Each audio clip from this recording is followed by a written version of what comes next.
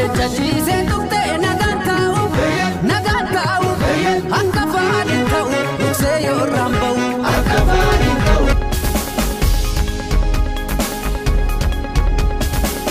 Waa hunda dura Aishama harka fuunee kabajamtootaaf jaalatamtoota hordoftoota madda walaabuu miidiyaa hangafoota oduu dursuun oduu isin dhageessifna oduu wajjin anfalmataa roorroo madda walaabuu miidiyaa irraa.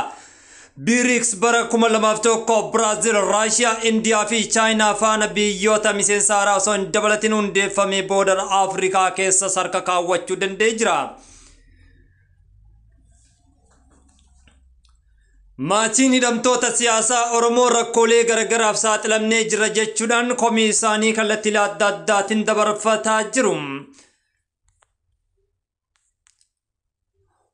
Hojjettoonni warshaa sukkaaraa Matahaaraa ajjeechaa qaama hin beekamneen yerootti raawwatamaa jiru yaaddoon nageenyaa nurratti geggeessaa jira jechuudhaan komii isaanii dabarfatanii jiran. Itoo Telekom dabalatee dhaabbileen federaalaa olaantummaa saba tokkoon qofa dhuunfatuun dhalattoota sabichaa dinagdeen gowwoomsuu qofa osoo hin taane qisaasa'iinsa qabeenyaa amma hin jedhamne biyya irratti dhaqqabsiisaa jira jechuudhaan hawaasni Oromoo fi hayyoonni Oromoo kutaalee adda addaa ergaalee isaanii dabarfatanii jiran. Kunniin hangafoota gara oduu bal'inaatti isin deebisnaa oduu wajjin anfalmataa roorooti.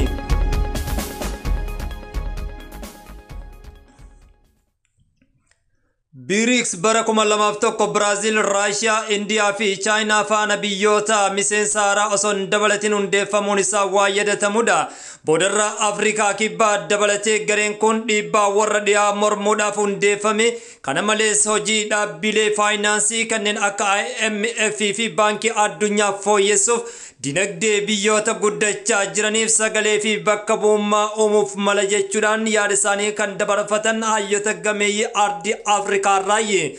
Biyyoonni miseenstaan galmii garee kanaa haqaa fi sirna addunyaa waa heddumminaan uumuuf hojjechuudha jechuudhaan sirna addunyaa warra dhiyaa olaantummaa qabu xumurarra geessuudha jechuudhaan yaada isaanis dabarfatanii jiran. Biyyoonni shanii qofti baay'ina uummata biliyoona 3.4 kan qabdu ennaan ta'u biyyoonni akka miseensummaatti makaman jedhaman osoo hin dabalatinis akka ta'e ragaaleen adda addaa ni raggaa'isa. Walumaa galatti galiin biyyaalessa isaanii doolaara tiriliyoona 26 kan jedhame kunis yeroo ammaa kana dinagdee addunyaa keessaa dhibbantaa 26 qabata jedhamee jira. Biyyoonni miseensa BRICS daldala addunyaatiif doolaara malee mallaqa dabalataa jiraachuu qaba jechuutti amanu. Murteen olaantummaa dinagdee naannoo murtaa'e qofa irratti murtaa'e biyyoonni hedduun dhiibbaa muraasa jala akka kufan taasisee jira jechuudhaan ilaalcha doolaaraa fi warroota dhiyaaf qabanis raggaasanii jiran. Biyyoonni miseensa ta'an kana sirreessuuf kan hojjetan ennaa ta'u gareen kun Brazil, Russia, India, China fi Afrikaa kibbaa biyyoota BRICSitti makamuudhaaf gaafatan keessaa tokko yoo ta'an biyyoonni boba'aan badhaadhe Saudi Arabiyaa, United Arab Emirates, Iraanii fi Itoophiyaa, Marsii fi Arjantiinaa dabalamuudhaan miseensa isaanii raggaasanii jiru. Lakkoofsi biyyoota miseensotaas 11 ta'ee jira yeroo ammaa kanatti.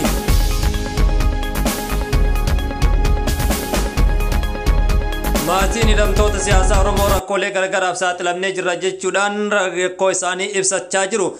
Ajjeefamuu artiist Hacaaluu Hundeessaa hordofee kutaalee Oromiyaa garagaraa keessatti namoonni kumaatamaan lakkaa'aman kan hidhamaniif yoo ta'u maatiin hidhamtoota kanneen rakkoo jireenyaaf saaxilamnee jira jechuudhaan ergaa isaanii dabarfatanii jiru. Aishaa Kadir godina Arsii aanaa Lemmuu fi Bilbiloo magaalaa Roobee Garjeedaa kan jiraattu yoo ta'u ajjeefamuu artiist Hacaaluu Hundeessaa hordofuun abbaa mana ishee Amaan Gobanaa hidhamuun dubbatti. Obbo Amaan Gobanaa mana murtii waggaa 8 kan itti murteeffame mana godina Arsii asallatti hidhamee kan jiru yoo ta'u haati mana isaa ijoollee 4 wajjin rakkoo jireenyaaf saaxilamnee jira jechuudhaan sabni Oromoo nu cinaa dhaabbachuu qaba jechuun yaamicha dabarfattee jirti. Maatiin hidhamtoota siyaasaa bakkeewwan garagaraatti rakkoo keessa akka jiran kan himan namoonni yaada kennan maatiiwwan namoota kanneenii uummanni Oromoo bakka jiru gargaaruu qaba jechuudhaan yaada isaanis dabarfatanii jiran. Itoo Telekom dabalatee dhaabbileen federaalaa olaantummaa saba tokkoo qofaan dhuunfatamu dhalattoota sabichaa diinagdeen gowwoomsuu qofa osoo hin taane qisaasa innaa fi saamicha diinagdee biyyattiitiif haala mijeessaa ta'uun qaamoleen garaagaraa yaada isaanii dabarfatanii jiran. Itoo telekoom dhaabbata guddaa maqaa biyyattii dhaabbate ta'us dhalattoota saba tokkoo qofaan dhuunfatamee mirga saboota biyyattii biroo dhiibbaa jiraachuu kan himan ogeeyyiin seeraa dhaabbatichi sadarkaa muummee qofa otoo hin taane sadarkaalee marattuu dhalattoota saba Amaaraa qofaan qabamee jira jechuudhaan dabarfatanii jiran. Dhaabbileen mootummaa federaalaa kanneen akka Itoo Telekoom, daandii qilleensa Itoophiyaa, daandii baaburaa, baankii misooma Itoophiyaa, baankii biyyaalessaa, abbaa taayitaa daandiiwwan Itoophiyaa, koominikeeshinii gurmuu Itoophiyaa akkasuma waajjiraalee mootummaa federaalaa fi kanneen magaalaa Finfinnee dhuunfatee kan jiru dhalattoota saba Amaaraa qofa osoo isaan ragaalee keessaayyuu dhaabbileen kanneen yeroo garagaraatti dubbachaa turuun ni yaadanna jedhu. Ragaalee kanneen immoo OMN erga saaxilee wal qabate unguri gurguddaanis dhaabbilee kana keessatti uumamee jira jedhu. Biyya sirna federaalizimii saba san dandeessaa hordoftu keessatti dhaabbileen calaqqee sirnichaa ni qabu jedhamanii abdataman gartuu saba tokko qofaan qabamuun shaakala sirna federaalizimii biyyattiin gaafa keessaa kan galchu akka ta'es kutaaleen hawaasa garagaraa dubbataa jiru. Gartuun saba tokko wal gurmeesse dhaabbilee federaala biyyattii gubbaa hanga gadiitti to'achuun faayidaa saboonni, sablammoonni fi uummattoonni biyyaa biroo argachuu qaban dhalattoonni saba tokko qofa akka argatan taasisee jira jechuudhaan hayyoonni adda addaa dureeyyiin qaroo sabaa komachaa jiru. Dhaabbilee kanneen keessaa dhaabbanni Itoo Telekoom tokko yoo ta'u ragaa ergadda iccitii dhaabbaticha keessa jiru saaxiluun eegalee hojjettoota dhaabbatichaa dhalattoota Oromoo ta'anii fi saboota biyyattii doorsisuuf hojiin irraa unguruun itti fufee jira jechuudhaan qaamonni adda addaa ragaa bahaa jiru. Gartuun kun olaantummaa isaanii akka ittiin barbaanneef waca akka uumaa jiranis dhagamee jira. Kanatti aansuudhaan abbaa dabarummaa yookaan taranyaa jedhuun uumuun uummata Oromoo irratti duulaa jiraachuunis dhagamee jira. Tibbana kana OMN iccitii dhaabbatichaa damee magaalaa Finfinnee baasuu wajjin wal qabatee namoota garagaraa dhimma kana irratti dubbifneen dhaabbileen sadarkaa biyyattiitti jiran olaantummaa garee tokkoon qofa qabamuun uummata biyyaatiif diinagdee biyyaa kan miidhu jechuun komii isaanii dabarfatanii jiran. Haaluma kanaan ogeessi IT fi hojjetaan duraanii Itoo Telekoom kan ta'an Abdiisaa Baancaa jaarraa Itoophiyaa Telekoom dabalatee dhaabbileen mootummaa federaalaa olaantummaa saba tokkoon qofa dhuunfatamuun diinagdee biyyattii irratti jijjiirama faayidaa ta'a jechuudhaan komii isaanii dabarfatanii jiran. Akka Abdiisaa Baancaa jedhutti ogeessi googilii kun gareen Itoo Telekoom dhuunfatee kan itti amanu yookaan barame immoo wal beekumsaa fi faayidaa garagaraatiin dhalattoota saba tokkoo qofaan guutanii olaantummaa diinagdee dhaabbatichaa keessa torataa jiru jechuudhaan ogeessi kun Abdii Baancaa dabarsatee jira. Ogeessa istaatiksii fi digrii lammaffaa yuunivarsiitii Jimmaa irraa tibbana kan eebbifame namni maqaan isaa sababa nageenyaatiif akka caqafamu hin barbaanne Itoo Telekoom dhaabbata guddaa maqaa biyyattiitiin dhaabbatee saba tokkoon qofa qabame jechuudhaan gadi fageenyaan kan qeeqernaa ta'u. Ogeessi kun yaada OMN'if kenneen dhaabbatichi erga hundaa'e bakkoota garagaraatti tajaajila kennuun hundatti Itoophiyaa federaalizimii saba danees hordoftu osoo hin taane Itoophiyaa eenyummaa saba qentee qabdu fakkaatee jira jechuudhaan gameessi kunis ergaa isaa dabarfatee jira. Haaluma kanaan rakkoon gurguddaan dhaabbata kana keessa jiru lama kan jedhu ogeessi kun ogeessi istaatiksiiti. Eeyyengaa kan jalqaba dhiibbaa hojjettoota dhalattoota Oromoo fi saboota biroo ta'an irratti raawwatamu yoo ta'u kan lammataa immoo rogeessi loojistikii kun akkas jira. Dhiibbaan uummata Oromoo irratti gama tajaajila babal'isuun dhaabuutiin dhaqqabaa jiru hangana jedhamee waan dubbatamuu miti jedha rogeessi loojistikii. Dhaabbatichi erga hundeeffame kaasee dhalattoota Oromoo fi saboota biyyattii cinatti dhiibaa as ga'e jedha. Maqaa fi asxaan dhaabbatichaa guddaa ta'us garuu dhugaa lafaa irraa mul'atu dhaabbaticha bakka loogummaa fi dhiibbaa sabummaatti dagaage yoo jenne wayya jechuudhaan rogeessi loojistikii kun ergaa isaa dabarfatee jira. Hoggansi dhaabbatichaa gubbaa hanga sadarkaa aanaa fi dhalattoota Amaaraa qofaan qabame kun ammoo faayidaa dhuunfaa isaaniirratti hundaa'uun kan raawwatamu ta'uu fi dhaabbatichi handhuura Oromiyaa Finfinnee keessa taa'ee dhaabbata naannoo Amaaraa fakkaata jechuudhaan qeeqa isaanii kan itti fufanis namoonni maqaa isaanii eeruun barbaannedha. Gama biraatiin jedhu amma dhaabbaticha tajaajila wal fakkaatu diriirsuuf dhabuu isaatiin kutaalee Oromiyaa garagaraa kanneen akka Baalee Roobe, Gindhiir, Dallomannaa fi Gammoojjii Baalee lixaa fi baha Oromiyaa keessatti tajaajilli intarneetii hafutti jira jechuudhaan rogeessi kun ergaa isaa dabarfateera. Neetworkii bilbila sirna diriireen hin jiru jechuudhaanis dubbatanii jiru. Faallaa kanaatiin naannoo Amaaraa keessatti tajaajila bilbilaaf intarneetii gahaan diriirfamee jira jechuudhaan dhaabbaticha maqaa Itoophiyaa qabatee taa'u irraa maqaa osoo geeddaratee jechuudhaan yaada isaanii dabarfatanii jiran. Gama biraan immoo dhaabbatichi gartuu finxaaleessa faannoo gama odeeffannoon gargaaraa jira jechuudhaan odeeffannoo walqabaa harkaa qabna jedhanii jiran. Ilmaan Oromoo hojjettoota warshichaa ta'an irratti dhiibbaan garagaraa akka jiru maddeen himanii jiran. Kutaalee Oromiyaa adda addaa irratti walitti dhufuun ogummaa qabanii fi humna warshichaa keessatti hojjetanii kan of jiraachisaa jiran dargaggeeyyiin adda addaa komii isaanii dabarfatanii jiran. Warshicha keessatti dhiibbaa fi yeroo jalqabaa rakkinni adda addaa nuqunname osoo hin taane irra deddeebiidhaan rakkoon kun nuqunname jechuudhaan dargaggoonni dabarfatanii jiran. Akkuma dhaabbileen federaalaa biroo ilmaan Oromoo dhiibanii warshaa sukkaraa kanniinis hojjettoota dhalattoota Oromoo dhiibaa jiru jechuudhaan yaada isaanii dabarfatanii jiran. Sababa dhiibbaa kanaan hojjettoonni hojii gadi lakkisanii jiraachuuf kan immoo hobsanii hojjechuudhaaf filatanii jiran jechuudhaan qeerroon Oromiyaa yaada isaanii dabarfatanii jiran. Gaafileen Oromoonni naannicha warshaa kanaa irraa qaban hojjettoonni warshichaa dhalattoota Oromoo ta'anis kan deeggaran ta'uu fi miidhamaa ummatichaa hin deeggaru ummata naannichaas karaa dandeenyu ni deeggarra jedhanii jiran. Dhaabbatichi hoggansa cimaa bulchiinsa qabeessaa fi caasaa iftoomina qabuun hogganamuun bu'aa qabeessa ta'uu akka qabus jabeessanii kan amannu ta'uu ragaalee gurguddaan nu bira jira jechuudhaan dabarfatanii jiran. Erga dhiyeenya kanatti immoo dhiibbaa keessaa dhaabbatichi jiru irratti dabaluun ajjeechaan ilmaan Oromoo irratti taasifamu hojjettoota kanatti yaaddoo guddaa akka dhuumes dubbatanii jiru.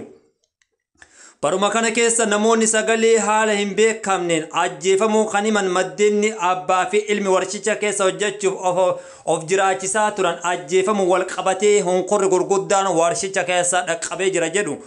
Yeroo darbe mooraa kaabaa warshichaa argamu North Camp jedhamuun beekamtummaa guddaa qabu keessatti namoota 4 ajjeefaman keessaa 2 Oromoo yoo ta'an abbaa fi ilma warshaa irratti hirkachuun warra jireenya ofii idilee geggeeffatan haala hin fakkaanneen ajjeesuun immoo gara jabinnaadha jechuudhaan komii isaanii dabarfatanii jiran. Marregaa kan dhaggeeffachaa jirtan oduu gara maddoolaa miidiyaatiin isin biraan gahaa jirudha. Wal morkii gulaalli Olompikii irratti kan dorgomaa jiru gareen biyyaalessi Itoophiyaa sadarkaa sadaffaa qabachuudhaan dorgommii isaa cimsee itti fufee jira. Biyyittii Ameerikaa United States warqii 12 yookaan meetii 12 qabachuun sadarkaa tokkoffaa irratti yeroo argamtu biyyi Spain warqii 2 sadarkaa lammaffaa qabatteerti. Haaluma kanaan Itoophiyaanis meetii 6 sadarkaa sadaffaa qabachuudhaan addunyaa kanarraa warroota wal kokkee qabanidha.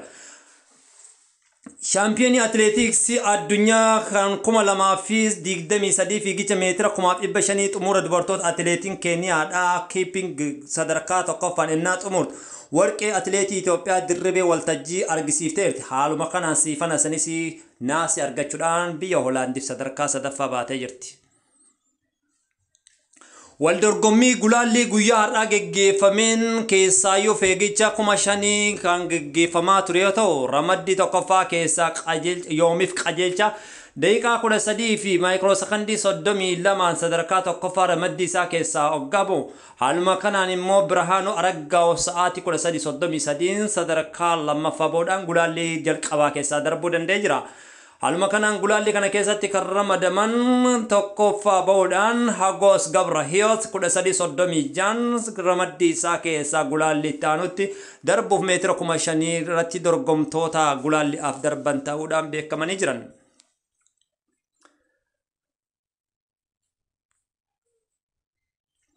Odeeffannoo ispoortiitiin wal qabatee rogeeyyiin garagaraa ergaalee isaanii dabarfatanii jiranii kanarra dhaabbachuudhaan dhuguma dubbachuun suuraa waa lama qabu jechuudhaan wal dorgommii meetira 10,000 irratti taatelee wal qunnamanii qabachuudhaan namoonni adda addaas barreessaniiran. Barreeffamichi akkas jedha suuraa waa lama qabu jedha. Suuraa waa lama qabu ergaa dhiibbaa lama keessaa yaadota lama kan dabarsu kan jedhu isheen mo'atamtee jilbiifattee otoo dhiiga coobsitu na dhukkubee naaf game addaan kutee baa oton jedhin xiiqiidhaan fiigdee mo'atti jedha. Eeyyangaa akkuma argaa jirtanitti shamarreen asirratti argitan kun wal morkii bara 2023 wal dorgommii meetiroon 10,000 irratti geggeeffamaa ture irratti Siifan san kuftee dhuguma dubbachuudhaaf lafaa kaatee fiiguu dadhabdullee warroota ishii mo'atan dhaqxee yeroo isin hammattee waliin gammachuu dabarfachaa turtetti ture. Kanaaf suuraan kun waa lama mul'isa. Isheen kun immoo miilli ishee osoo dhiigoo ka dhiigni irra dhangaluudha. Wal dorgommii san bo'attee sadarkaa tokkoffaa baatee jirti. Kanaan wal qabatee meetirri 10,000 kan bara 2023 suuraan lama waa lama ibsu mul'isee jira. Isheen kun kufteetiin erga kufteen boodattu isaantu na kuffise jechuu dhiisteetiin yookaan isaantu na darbe jechuu dhiistee isaan komachuu dhiistee warroota ishee mo'ate san dhaqxee hammattee wajjin gammachuu mul'ifachuunis cimina ishee mul'isa kanarra dhaabbachuudhaan isheen mo'atte jilba ishee otoo dhiigaa jiru yookaan dhiiga cobsaa jirtu na dhukkube naaf game odoon jedhin addaan kuttee osoo addaan hin bahin fiigicha xumurtee jirti. Isheen kuftes na kuffisanii na darbatanii nan inaafan na jibban shiira narratti dalagan otoon jedhin bakka kuftee kaatee kolfaan gammachuudhaan warra mo'ate yookaan immoo ishee mo'ate hammataa turte. Otoo nu taane maal ofiin jenna osoo nu taane akkam taane jennee ofaa gaafannu jechuun barbaanne tolmaa galatti. Obsa dhabnee abdii kutannee dhukkubaa fi rakkina hin jirre himannee dorgommiirraa duubatti deebi'uun kana feenuu namoota meeqaadhaa kan jedhus bifa gaafiitiin namoonni adda addaa dabarsaa turanii jiran dhugaa dubbachuudhaaf dorgomnee gaafa mo'amnu bakka yaadne gaafa hanqannu bor guyyaa biraatii jira jennee of amansiifna marsaa ittaanutti jabaannee milkoofna jennee dhiisne osoo hin taane namoota akkas nan godhe namatti yookaan mootu na kuffise namattu akkas na godhe jechuu dhiifneetiin hiriyyatu na kuffise jechuu dhiifne yookaan mootu na darbatan jechuu dhiisne kufaatii keenyaaf orma komachuu dhiifne mee ofaa gaafannu yeroo hundumaa wantoota darban keessatti kufaatiin jira dhabuun jira argachuun jira diinagdeen saaluma kana jechaadha. Kanaaf quba namatti qabuu dhiifne wal dorgommii darbe kanarraa keessaa meetira 10,000 irratti barnoota gurguddaa akka argannu ni yaadna yaada. Maaliif Siifan san erga kufteen boodatti isaantu na kuffisette isaanitti hin dheekkamne isaantu na darbeette isaanitti hin dheekkamne dadhabbii kiyya kaleessaa san lafatti kafee jira jettee of hin nifanne yookaan mootu abjuu isii yookaan immoo diriimii isii san karatti osoo nambisin warroota ishee mo'atan dhaqxee hammatteetiin gammachuudhaan waliin dabarfachaa turte. Warroonni dorgommii kanarratti mo'atan keessa Gudaa fi Latsambat Ijjigaayyoo hundi keessanuu baggammaddan jechuudhaan dabarfatanii jiranii. Siifan san gootittiin Oromoodhaa akkuma ati jette bor guyyaa biraati jechuudhaanis akka beeknutti si beekna jechuudhaan namoonni hedduunis yaada isii dabarsaa turanii. Guyyaan boru guyyaa boruuti wal morkii itti aanuu fi guyyaan ni dhufa jettee akkuma dhaadachaa turte meetira 5,500 irratti biyya ishee Hoolaandiif naasii argamsiiftee jirti. Akkasuma immoo meetira 5,500 wal dorgommii gulaalli xumuraa irratti sadarkaa lammaffaadhaan faayinaaliidhaaf darbitee tokkoffaa taatee darbitee jirti. Wal dorgommii amma sin xumuramne meetira 5,000 gulaalli xumuraa ni qabdi. Haaluma saniin immoo tarii maaraatoonii irratti hirmaachuu dandeessi. Kanaaf Siifan san ammas wal dorgommiin gurguddaan ni eegama. Walumaa galatti gareen atileetiksii biyyaalessa Itoophiyaadhaa kan shamarree Leetaraal Koloneel Daraartuu Tulluutiin hoogganamu bara kana keessatti shamarree gameettii Oromoodhaan hoogganamuudhaan atileet Daraartuu Tulluudhaan hojiileen jajjaboon dalagamee jira jechuudhaan miidiyaaleen hedduun wal harkaa fuudhanii dubbachaa jirani. Keessaayyuu warroonni kun ammas warroonni soddaadha. Atileet yookaan immoo Shaalaqaa Daraartuu Tulluu qeeqinsa adda addaatti ka'aa jira. Sanyummaadhaan wal qabsiisanii sabaa wal qabsiisanii guyyaa har'aa komiileen gurguddoon rakkaa ture jechaadha.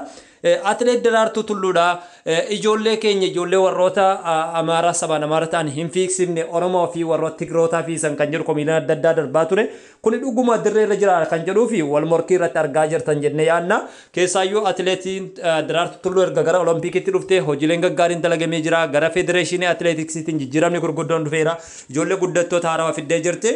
Odeessaalee biroo immoo fuunee walitti deebina. Ammaaf sagantaan keenya asirratti goolabnee jirra. Waan nu dhaggeeffattaniif galatooma.